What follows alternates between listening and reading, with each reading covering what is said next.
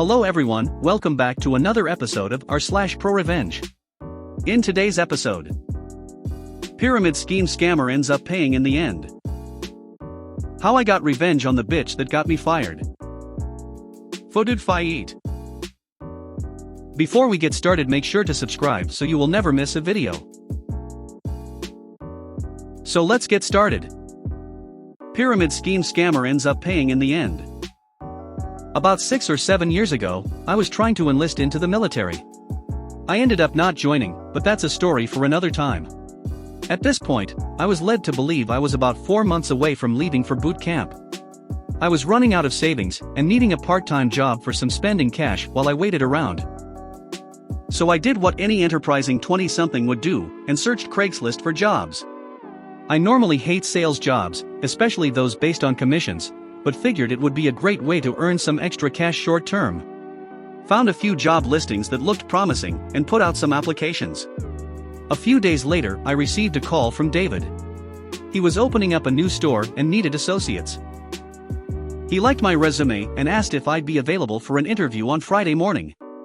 I was very upfront with him, and let him know that the distance was a bit more than I'd normally drive for a retail job, and asked what he was offering for an hourly rate, to see if it was worth the drive. He told me that they were planning on offering an hourly rate in the mid-teens, along with commission. Seemed like an okay deal, so I agreed to be there Friday at 8 a.m. Friday arrives as a cold, rainy day. I wear a nice shirt and tie, and drive in heavy traffic to the address David provided. I knew the area from a previous job, and eventually found the strip mall I was looking for. However, I'm not seeing any signage for the company name that was listed. There is, however, one empty space with no signage and 2 people inside. Okay, maybe they haven't gotten the store set up yet. No big deal. I had arrived early, knowing how bad traffic can be in that area. While in my car, I witnessed a young lady in business casual dress remove a sign from the window stating retail space for rent. Call 1800 blah blah. Okay, a little weird, but maybe it's the first day in the space. I walk in about 5 minutes early, and immediately my BS meter goes from yellow to the highest level, black watch plaid. The tables are all simple plastic folding tables. The kind college kids would buy for beer pong while on a shopping trip to Target. The walls are plastered with laminated charts featuring tons of dollar signs, smiling faces from stock photos, and an organizational chart showing an all too familiar shape. A pyramid. God damn it. Alright, might as well have fun for a while to wait out traffic going home. The young lady in the dress approaches me, introducing herself as Cindy. She welcomed me to company name, and asked me to have a seat. She sat at her desk, another plastic table, and pretended to go through paperwork. However, she was really just shuffling papers around. We get to chatting, and I ask her how long she's worked for David. She says she's been his secretary for about 6 months, and that I'm going to love it here. Eventually, a guy walks out of the back office. Early 30s, clean cut, wearing an ill-fitting suit from JCPenney's. As he is walking over, all smiles, Cindy says, "Oh, Dennis. Our newest recruit is here." The guy stops in his tracks, and gives her a cold stare. "It's David, Cindy. We've been over this." He turns back to me and gives me his brightest hard to find good help these days smile.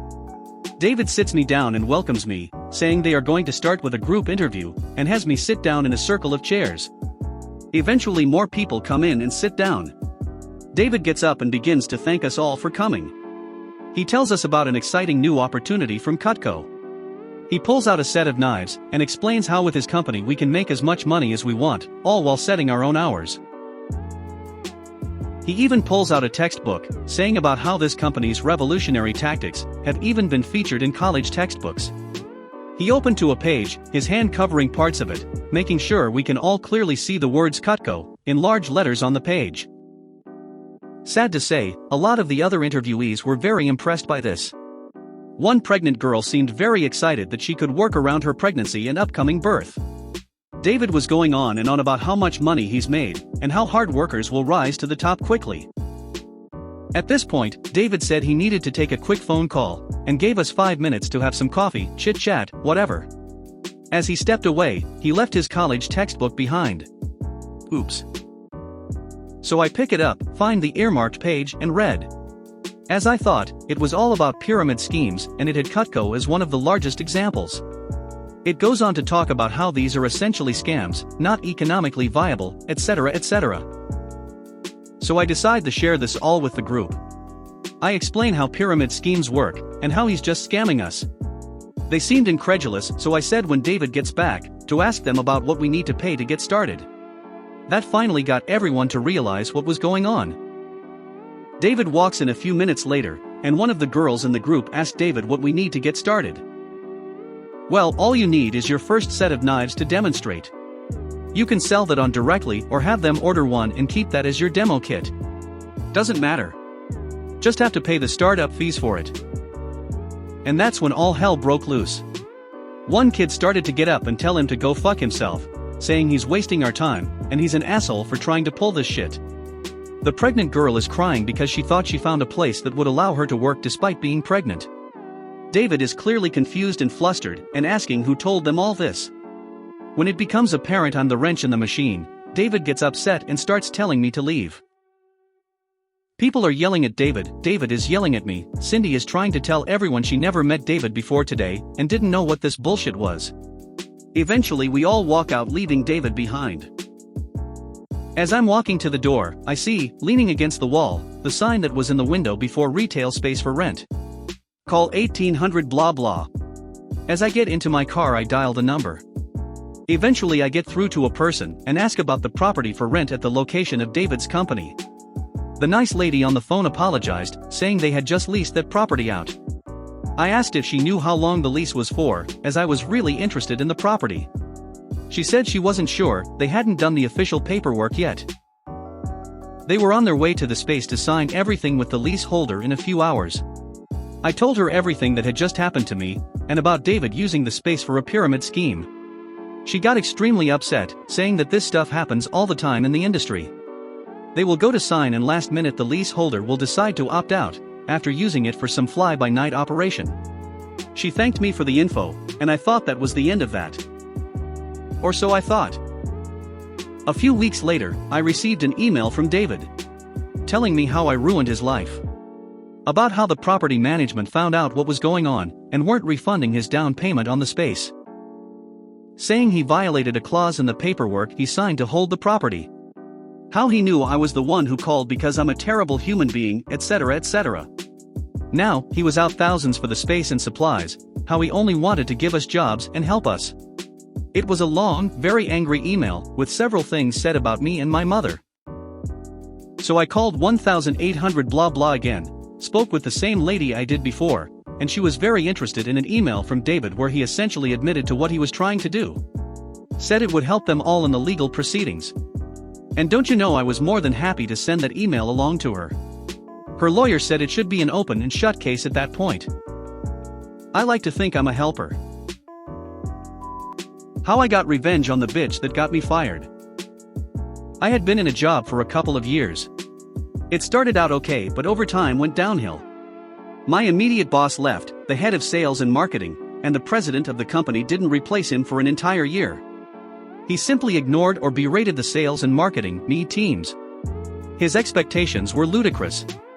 It's like he was expecting a house to be built, painted, and looking gorgeous when the flooring hadn't been completely laid yet nor were there walls.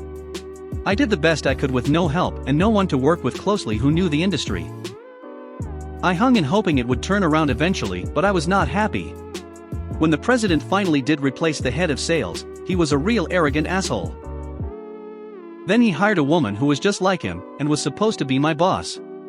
She was younger than me, had less experience, and was condescending from the first day we met. She wanted me to tell her literally every day what was on my agenda, and allow her to prioritize for me. That behavior wasn't going to fly with me. I'm not a child that needs that kind of supervision.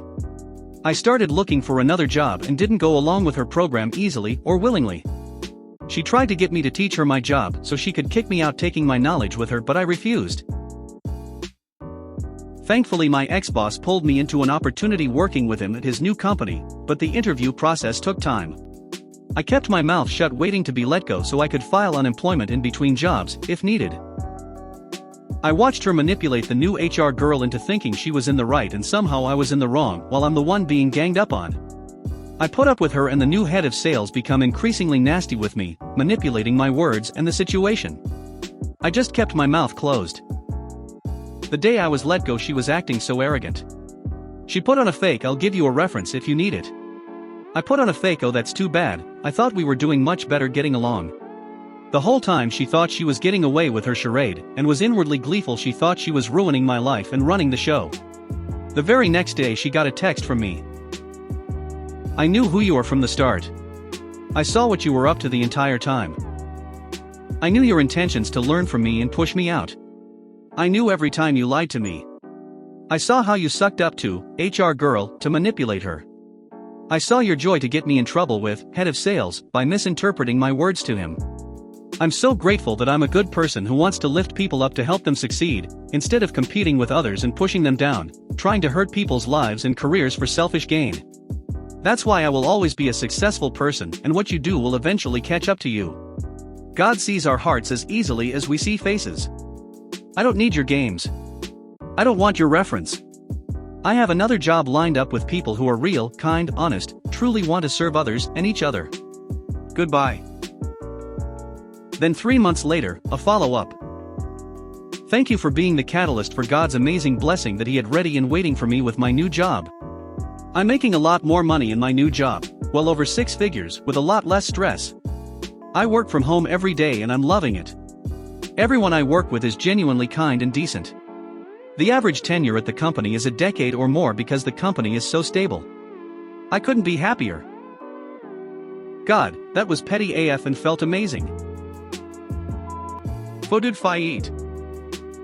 So this isn't my story, but someone else's. So my brother is working at a Wendy's, and they are apparently a little short-staffed. The manager apparently has a little bit of an attitude. It was pretty late at night, and they were getting slammed with tons of people wanting food, and not enough people to fill those orders.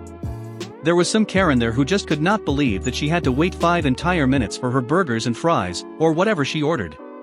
So when the Karen got up to the window, she started to whine about the wait, so the manager said something. I don't remember, but the Karen straight up threw a drink at the manager. So the manager retaliates by taking a pink lemonade with the lid not very secure, and tossed it into the Karen's car. The sticky lemonade got all over the car, and a bit of it splashed on that Karen's poor kid. Then the manager slammed the little drive-through window, and then the Karen took a big Frosty and chucked it at the window. It got everywhere on the window, and thank God it didn't hit anyone. A few days later, or so, the Karen had the audacity to come back.